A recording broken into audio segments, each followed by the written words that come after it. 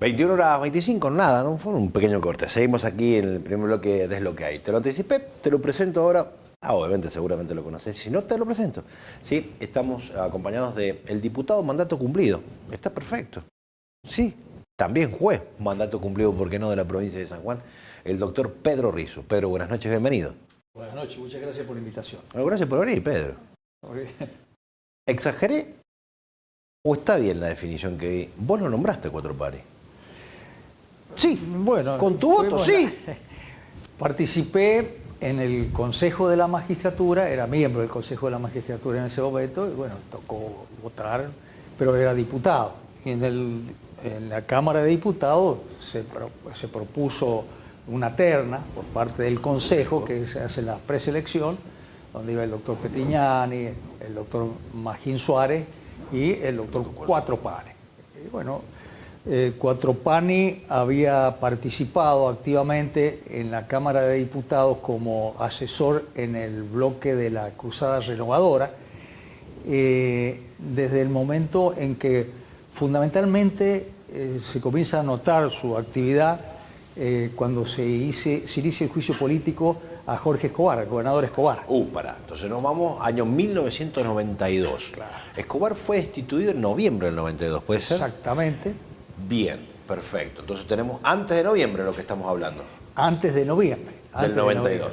Bien. Y coincide que en noviembre, el 15 de noviembre del año 92, fallece el fiscal general, que en ese momento estaba el doctor Julio César Cámpora. ¿Cuándo fallece Cámpora? El 15 de noviembre del 92. ¿En quién? Ahí. Casi Ahí, el mismo momento de la destitución de Escobar. Exactamente. Así que correspondía cubrir el cargo con bastante celeridad. Claro, por la Constitución, que es la misma que tenemos actualmente, porque se modificó en el 86. La Constitución habla de inmediatamente producida la vacante, hay 90 días como plazo máximo. Claro, tiene que iniciar el proceso para hacer, bueno, y así se inició el proceso, se presentó el doctor Cuatro Panis, el doctor Cuatro Panis venía con un alto perfil de un hombre ejecutivo, un hombre inteligente, un hombre de gran personalidad. Perdóneme, pero ¿ya había sido Cuatro Panis presidente del foro? Sí, del foro. ¿Ya había sido? Sí, ya había sido presidente del foro de abogados, así que había tenido actividad profesional. Y bueno, como asesor, actuaba en un partido político en la Cruzada Renovadora, había sido presidente de la Juventud en la Cruzada Renovadora. Y bueno, tenía una personalidad muy fuerte, donde se hizo notar. Entonces tenía buenas comunicaciones con los bloques en la Cámara de Diputados. Y bueno, tal vez eso también ayudó, porque el Consejo de la Magistratura propone 3 candidatos, pero luego la Cámara es la que decide. Y en la Cámara comienzan los acuerdos, se empiezan a merituar distintas, y bueno, sopesó también esa personalidad de un hombre activo, de un dirigente muy ejecutivo, había participado, como dije recién, en el juicio de Escobar como asesor de la Cruzada Renovadora, y bueno, todo eso le había permitido a él estar en una plataforma de exhibición importante. Mira. Entonces, al momento de las definiciones, nosotros habíamos propuesto también al doctor Luis Magín Suárez, que había sido designado en la época del doctor Ruiz Aguilar como gobernador, fiscal de Estado. Mira. Fiscal de Estado. Y bueno, lo propusimos como un hombre también muy conocedor del derecho.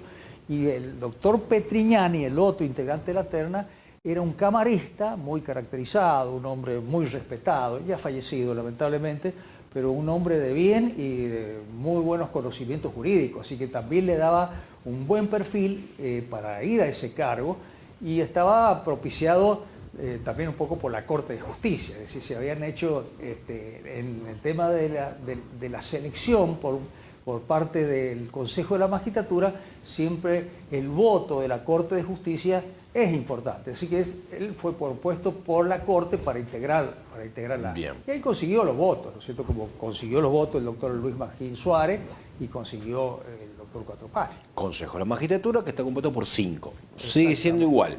No ha cambiado nada en estos años. Exactamente. Y bueno, fue propuesto a la legislatura, entró en el mes de marzo el tema de la comunicación del Consejo. Bueno, se le dio el trámite interno dentro de la legislatura, pasan a una comisión, como actualmente, la Comisión de Justicia e Instrucción Pública, ahí se los entrevista, se conversa con ellos, y luego ya se hace un despacho, va al recinto y en el recinto es el que se vota, ¿no? Claro, y termina ganando. Después vemos que no votó, pero esa época estaba muy candente el escenario político. Venían de destituir a un gobernador. Así es. El centro de la escena política estuvo en la Cámara de Diputados todo el 92. Todo el 92. Después de ese proceso de destitución, tienen que haber quedado muchos heridos dentro de la Cámara de Diputados. Y fundamentalmente, heridos políticos, la digo, ¿no? mayor división se había producido dentro del bloque justicialista. ¿Que era mayoría o no? Hubieron 3 diputados. Sí, claro que era mayoría. Habían ganado en el 91. Con la gobernación de Escobar había conseguido los diputados suficientes. Pero en el momento del juicio político existen 3 diputados que no estaban de acuerdo con la destitución, 3 diputados del justicialismo. El resto de los diputados, sí. Rogelio Cerdera, Lima, Rogelio Cerdera, Lima y Gálvez, que después fue federal. Ellos no estaban de acuerdo, votaron en contra, se produjo una escisión dentro del bloque justicialista y bueno, es claro que habían heridas profundas porque se había destituido al gobernador, que esos diputados, el bloque conjunto, habían salido electos junto con el gobernador Escobar. Y un grupo mayoritario de diputados que están por la destitución, cuando observan todos los hechos, problemas de la finca El Fuerte, en Hachal, las maquinarias de vialidad trabajando en la finca, obreros de hidráulica, problemas con los empleados públicos con ATE, ¿no es cierto?, que fue juicios políticos por las retenciones de la cuota sindical. Entonces, hubieron una serie de cuestiones que inclusive fue ATE a la finca, a la estancia, El Fuerte, y verificó y filmó todo esto, tuvo una gran trascendencia pública. Sí, me acuerdo. Sánchez estaba en ATE, ¿no? Héctor Sánchez. La escenificación de todo ese episodio, y bueno, le dio la trascendencia pública, porque en principio se inicia con 2 juicios políticos por las retenciones indebidas, pero eran un tema que a la ciudadanía le llegaba al empleo público, pero no a la ciudadanía en general. Ajá. Cuando ya estalla el tema de la finca El Fuerte, que había muchos comentarios, que se estaban haciendo obras de electricidad dentro de la finca con recursos del Estado, cuando eso es filmado por un grupo de dirigentes, entre ellos encabezado por Héctor Sánchez, bueno, y traen las filmaciones y son publicadas en todos los medios. Entonces se ve ya que había otras cuestiones, otro condimento, y el bloque justicialista se divide. Uno dice, no, esto es muy grave, y otro decía, no, puede serlo, pero no alcanza para una destitución.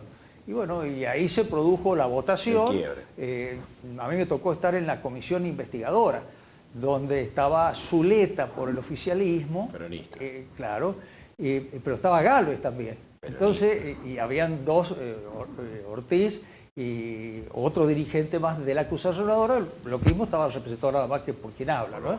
Y bueno, estábamos haciendo la investigación y los 2 representantes del justicialismo se oponían, es decir, tiraban juntos hasta un determinado momento, oponiéndose a medidas, cuestionando las medidas investigativas, que no estaban de acuerdo, pero un buen día yo propongo ir a la estancia El Fuerte, venía proponiéndolo, pero no, decía, bueno, ya vamos a ir más adelante, ahora no están dadas las condiciones. Un buen día, y bueno, tenemos que ir como una misión, no solamente hidráulica, no solo la energía eléctrica, la empresa de energía eléctrica, sino que tenemos que ir a la finca El Fuerte. Y un buen día dice Zuleta, sí, tenemos que ir. Bueno, yo me sorprendí sobremanera, porque hasta ese momento venían negándolo. Los 2 juntos, los 2 diputados del justicialismo negándolo, los de la cruzada decían que era razonable, pero no llegábamos a un acuerdo. Cuando el doctor Zuleta, ya fallecido el diputado, muy buena persona, muy correcto, muy buen profesional, dice, no, tenemos que ir. Entonces dijo, bueno, aquí algo pasó. Bueno, entonces ahí parece que toman la decisión, el bloque justicialista, que era un costo muy alto el que se estaba pagando del estar frenando la investigación en el juicio político. Y bueno, y ahí se produjo una división dentro del justicialismo. Claro. Y esa división, bueno, fue muy importante. ¿Esa división le termina favoreciendo a Cuatro Panis después, meses después o no? Bueno, ya no hubo una fuerza en contra de Cuatro. Las sesiones en esa época eran secretas. Las votaciones eran secretas. Eran secretas, sí, pese a que la Constitución, pero todavía no se había modificado el reglamento interno.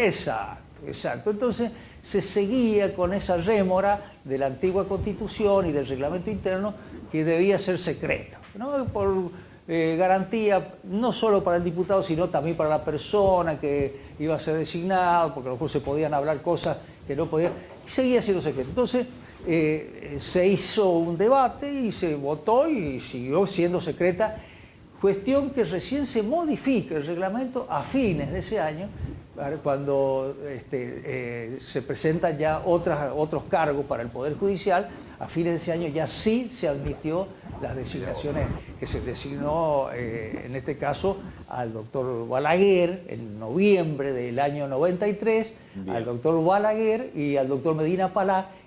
Ambos cortistas. Ambos cortistas, y ahí sí prosperó la iniciativa que había sido de la Cruzada Renovadora. Habían insistido otros diputados de otros bloques y habían disidencias, y ahí ya se estableció que sí, que debía ser en forma pública, y es la primera oportunidad cuando se eligen esos miembros de la Corte que se hace en forma pública. Mira vos. Reconstruyendo la historia con Pedro Rizzo, un actor principal de aquella época. Ya para liberarte, Pedro, agradeciéndote que hayas venido. Falleció Cuatro Panis. Vos fuiste partícipe, testigo, desde la génesis hasta inclusive el final. Sos hombre del derecho, fuiste magistrado. ¿Qué lees? ¿Qué dejó? ¿Cuál fue el legado de Cuatro Panis? Él ha encabezado una reforma muy importante con la Corte de Justicia, como es el tema, sobre todo en la parte penal, ¿cierto? Con el tema de la flagrancia, que era un tema importante de abordar. En la gestión de él se abordó, porque la flagrancia son los pequeños delitos que son tomados en el momento y no eran juzgados, pero que eso generaba una sensación de impunidad en la sociedad y un descreimiento en la sociedad. En la Corte de Justicia, y fundamentalmente Cuatro Panis, desde la parte de la Fiscalía, encaran el tema de la flagrancia y ha sido muy eficiente. Creo que ha sido eficiente la parte, y después el sistema acusatorio.